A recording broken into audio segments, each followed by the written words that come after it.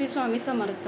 आपल्या जीवनामध्ये सर्वजणांना वेगवेगळे पारायणं माहिती आहेत, गुरुचरित्र माहिती आहेत, पण नवनाथ पारायण हे कधी, कोणत्या महिन्यात व कशा पद्धतीने त्याचे नियम वगैरे काय असतात हे आपल्याला आशाताई सांगणार आहेत. नवनाथ पारायण जेव्हा आपण करतो, आपल्या काही प्रश्न घेऊन आपण इच्छा मांडतो, तेव्हा संकल्प करून आपले प्रत्येक प्रश्न नवनाथ पारायणातून सुटत असतात. बघा, कधी कधी कोणाच्या मनात असतं नसतं मलाही माहिती नाही, परंतु कोणीतरी म्हणतं मला झपाटलेलं आहे, कोणी म्हणतं मला कोणीतरी काही करून दिलं, कोणी म्हणतं माझ्या घरावर कोणाची वाईट नजर आहे. मी या गोष्टी मान्य करत नाही, कारण मला एवढंच माहिती आहे माझे परब्रह्म स्वामी माझ्यासोबत असतात. मी कधी कोणाबद्दल असा विचार सुद्धा करत नाही, परंतु असं नवनाथ पारायणातून सिद्ध झालेले आहे की भूत बाधा सुद्धा त्यांना घाबरतात.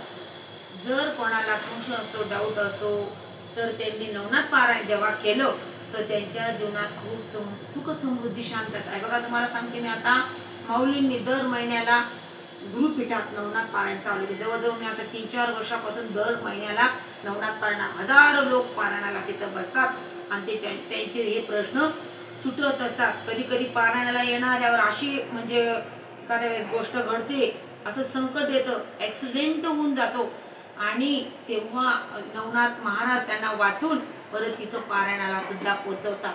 म्हणजे हा सुद्धा एक मोठा अनुभव झालेला आहे. ज्या लोकांना ह्या महिन्याला अनुभव आला, सपोज आता माझा पोरगा लागत नाही, मी म्हटले की मला माझा पोरगा लागला तर मी नवनाथ पारायणाला येईल, तर पुढच्या 1-2 नवनाथ पारायणाला त्यांच्या मुलाची म्हणजे इंटरव्ह्यू नोकरी 100% लागते, म्हणजे लागते. हा सुद्धा नवनाथ पारायणाचा खूप मोठा अनुभव आहे. दर महिन्याला पारायण होत असतं आणि त्याच्यातून हे जनतेचे प्रश्न हे सुटत असतात. खूप सुंदर असं नवनाथ पारायण होतं. नवनाथ पारायण किती दिवसांचं असतं? नवनाथ पारायण आपण घरी केलं तर 7 किंवा 9 दिवसांचं असतं, परंतु गुरुपीठात जे केलं असतं गुरुमाऊलींच्या मार्गदर्शनाने, आशीर्वादाने तर ते 1 दिवसीय नवनाथ पारायण होतं.